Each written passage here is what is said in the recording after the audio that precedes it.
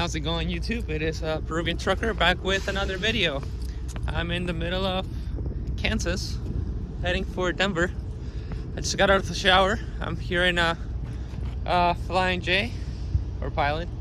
And today we're gonna talk money. We're gonna talk numbers, I guess, because one load is all it takes to realize the potential of going lease. But anyway, let me get in the truck. And we'll talk about it.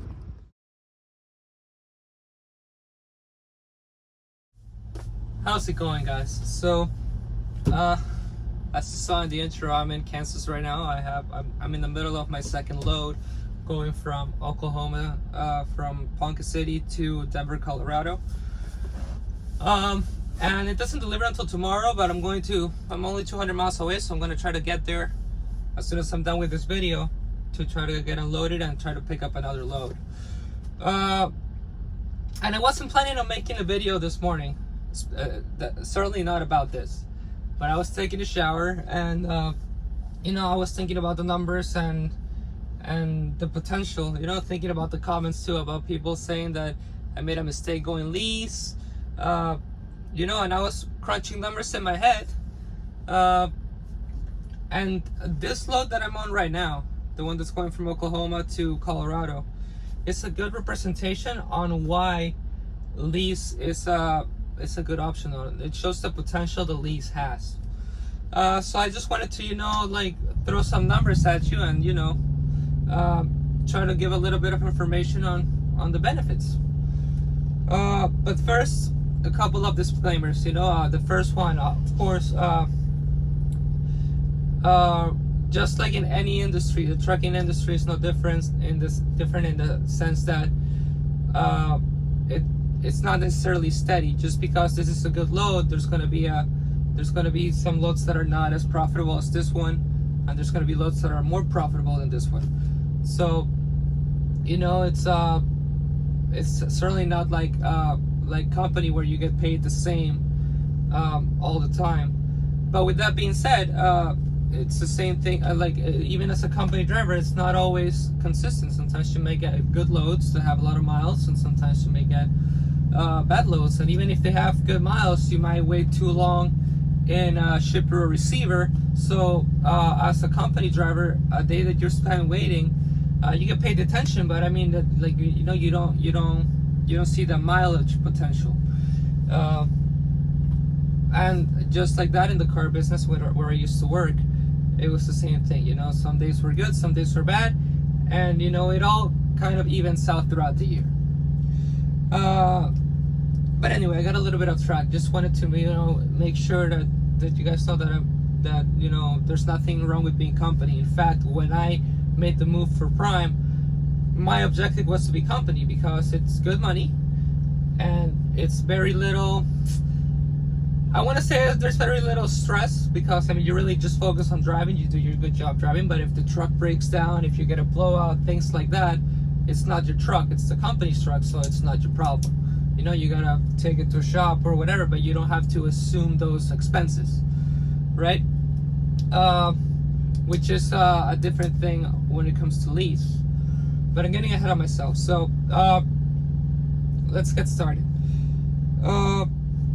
Yeah, so when I came to Prime, I wanted to be a company driver for those reasons, because it was a good job and very little stress. And I had that mentality going through PSD up until I got into TNT. When I got to TNT, my TNT trainer, he's a lease operator, and he was he didn't laugh, but he said, "Wow, you're gonna go lease after you run with me." Because he was right, because training with him made me realize that lease and company are essentially the same job, but the potential for lease is it's so much higher because of the benefits of being leased. You have to assume the expenses do things if things go wrong, but there's a reason why you make so much more money. And this is the thing. So let's hit the numbers. So A company driver. A company driver makes for the reefer division. I'm not gonna go into the taxes and the details. I'm just gonna give you the raw numbers. So a company driver, and this is on the Prime website, you can go anytime and check this out. A company driver gets paid 40 cents per mile. Okay. That means that, I mean, you can do the math. Like on trucks go 62 miles per hour top speed. Say you would average 600 miles a day, you can do the math. That's like the top that you can do. But anyway, so 40 cents per mile.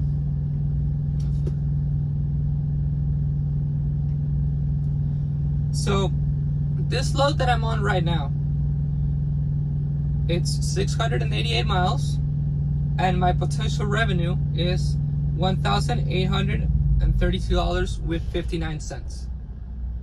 Okay, and that translates to $2.66 per mile.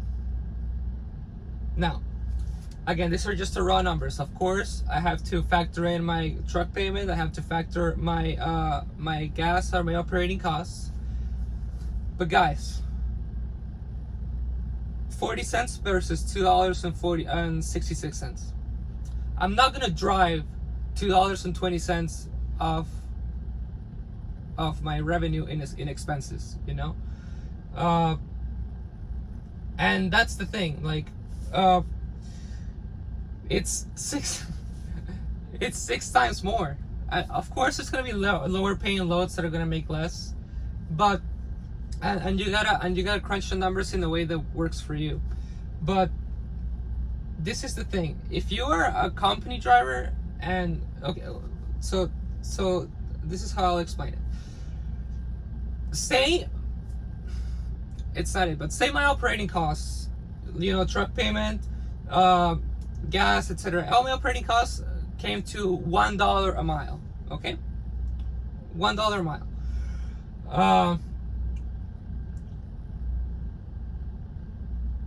On this particular load, there's still $1.66 of profit. You know, but that's not even the thing. Like, if you go company versus lease, you know, if you're a company driver and you are getting by with 40 cents per mile, even if you were to make a cent more, so even if, so again, using this load for as an example, say out of this $2.66, okay, say $2 are my operating costs, which means that my revenue would be I'm forgetting taxes on. I'm leaving taxes on the side. I'm just giving you the raw numbers to understand my thought process. Okay, so say $2 for your operating costs, and let's throw taxes in there because that's just an absurd amount. Okay, let's do taxes and expenses and everything. $2 per mile. You still have 66 cents left in this load, and that's still 26 cents more than what a company driver makes. So, like, again, there's nothing wrong with being company. You get your benefits, you get your breakdown pay, you get your fuel bonus and all that stuff, which were all the things that I considered when I decided to go company, when I wanted to go company. But guys,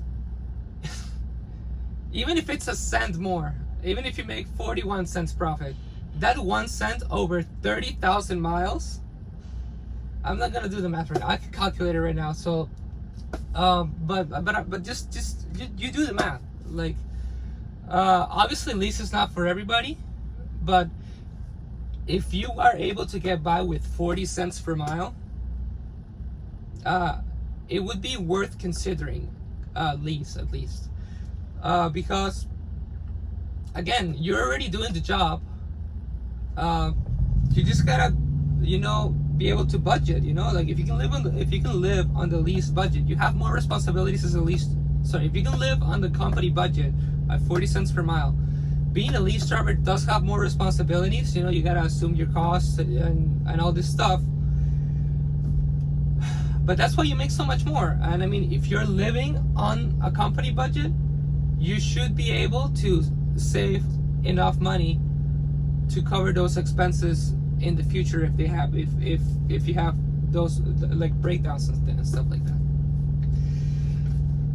But anyway, this is just a raw video that I just cooked up right now. I just wrote the numbers real quick. Obviously there's more to it. You have to, you know, like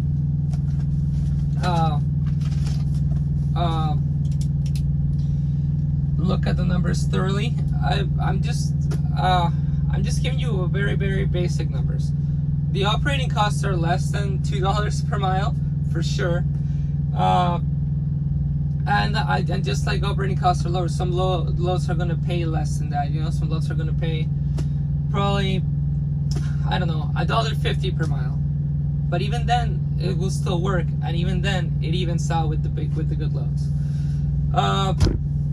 And anyway, I don't know. Take what you want out of this video. So anyway, those are just some basic numbers that I wanted to throw at you guys. You know, make what you want with them. Of course, owning your own truck it's probably the best thing, but we all have to start somewhere. I keep saying this. Like, I mean, the end goal will be to be an owner-operator with your own truck, but lease is a good option between being company and being that owner-operator.